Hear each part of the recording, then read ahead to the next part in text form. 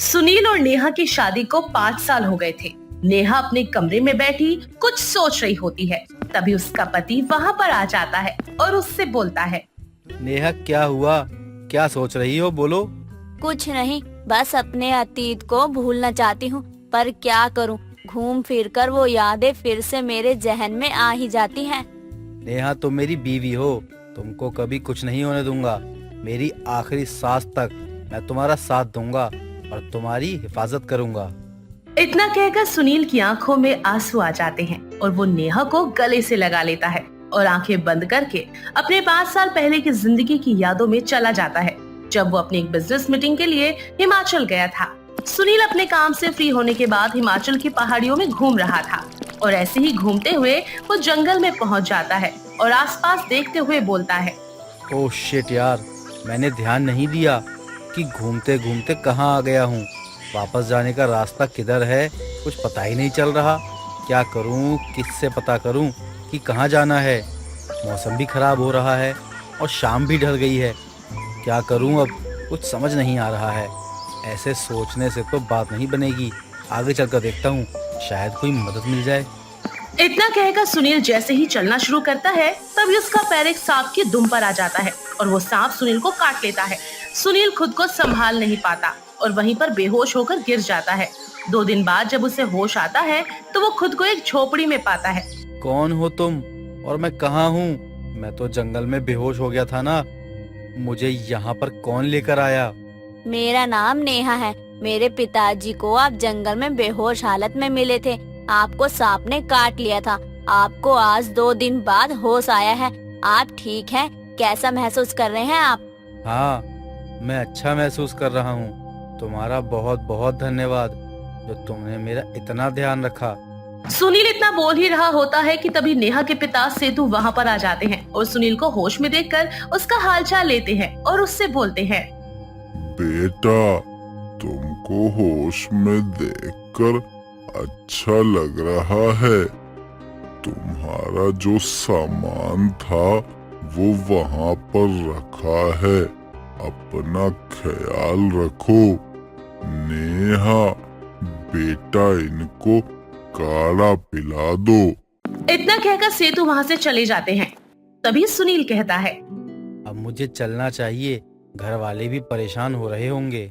जी, अगर आप बुरा न माने तो मैं एक बात कहूँ। जी कहिए ना।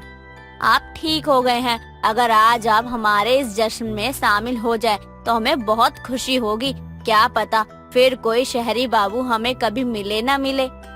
इतना कहकर नेहा शर्माकर भाग जाती है। सुनील नेहा के साथ बहुत सारा वक्त बिताता है और दोनों को एक दूसरे से प्यार हो जाता है। ऐसे एक दिन सुनील सेतु से कहता है।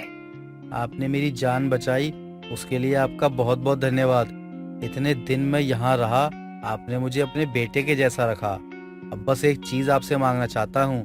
मुझे आपकी बेटी नेहा से बहुत प्यार है। मैं उसे अपना जीवन साथी बनाना चाहता हूँ।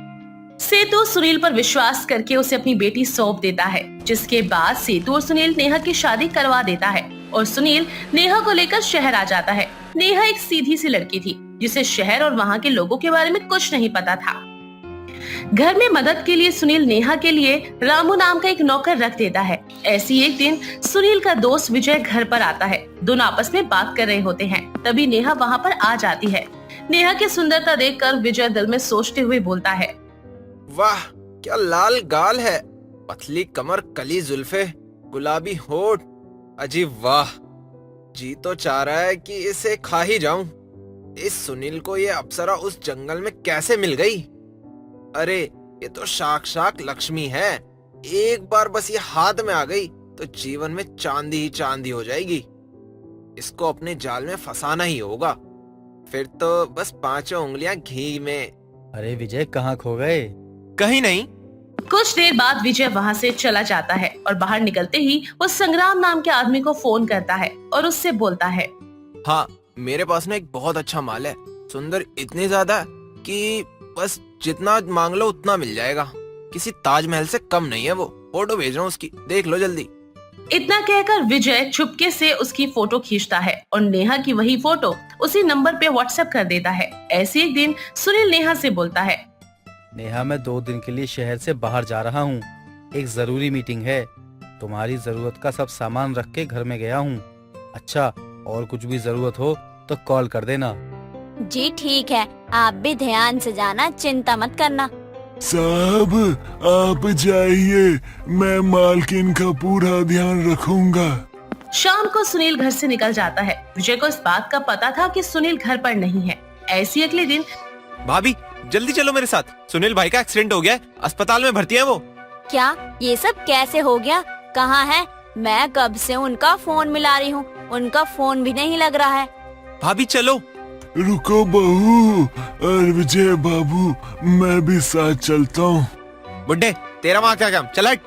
नहीं नहीं, मैं बहू को अकेले नहीं जाने दूंगा। चल हट बुड्ढे, आया बड़ा साथ जाने वाला। ये क्या किया तुमने? रामू काका, रामू काका। चल मेरे साथ। विजय नेहा को जबरन अपने साथ कार में बिठाकर ले जाता है। रामू काका जैसे तैसे उठकर पीछा करने की कोशिश करते हैं, लेकिन वो असफल हो जाते हैं। नेहा अपने बचाव के लिए बहुत ही चीख पुकार करती है, पर विजय गाड़ी नहीं रोकता। वो उसे एक कोठी पर ले जाता है, जहाँ संग्राम से वो मिलता है। संग्राम नेहा को देखकर बोलता है, क्या चीज लेकर आ गया है रे तू? आहा, मजा ही आ गया से देखकर तो। इसे देखकर तो मेरा भी मन डोल रहा है। खैर, कुछ दिन बाद तो बोली लगेगी, इसका तो मुंह मांगा दाम मिलेगा। तब तक इसे बांध के रख दे और उसे बोल दे ज्यादा रोए चीखे ना। ये सब सुन के मेरा सर दर्द हो जाता है। इतना कहकर संग्राम चला जाता है। बेचारी नेहा वहशी दरिंदों के बीच फंसकर रह जाती है। वहीं दूसरी तरफ रामू सुनील को फोन करके सब कुछ बता देता है। सुनील पुलिस के साथ मिलकर नेहा को ढूंढना शुरू कर देता है। इसी बीच रामू और संग्राम नेहा के साथ दुर्व्यवहार करते हैं। ऐसे ही एक दिन बोली वाला दिन भी आ जाता है। सभी लोग नेहा को अजीब निगाहों से सर से लेकर पैर तक देखते हैं। तभी संग्राम बोलता है, लो जी, पेश है आज की आइटम। तो फिर चलो शुरू हो जाओ और लगाओ बोली। जरा देखते हैं आज कौन इस पे कितनी बड़ी बोली लगाता है।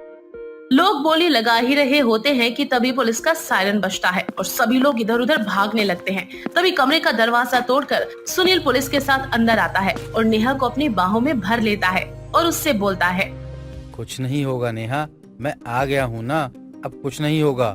जो गलत होना था हो गया। अब इन लोगों को उनकी गलती की सजा मिलेगी। सुनील नेहा को एक साइड कर देता है और सबसे पहले विजय को खूब मारता है और उससे बोलता है, तुझे क्या लगा था कि मेरी बीवी बिकाऊ है? उसकी कीमत लगा लेगा और उसे बेच देगा। बीवी है वो मेरी, समझ गया? कोई किराए का सामान नहीं है जिसे तू जब चाहे बेच दे। तू अपने नीच इरादों में कभी कामयाब नहीं हो पाएगा। गिरफ्तार कर लीजिए इन सभी को। जिसके बाद पुलिस सभी लोगों को गिरफ्तार कर लेती है। संग्राम और विजय पर महिला तस्करी और रेप केस के चार्जेस लगाए जाते हैं। इस तरह नेहा और सुनील एक दूसरे के गले लग जाते हैं और अपना जीवन खुशी खुशी बिताते हैं। दोस्तों, अगर आपको ये कहानी पसंद आई तो इसे लाइक करें, शेयर करें और कमेंट करके बताएं कि कहानी में आपको सबसे अच्छा क्या लगा।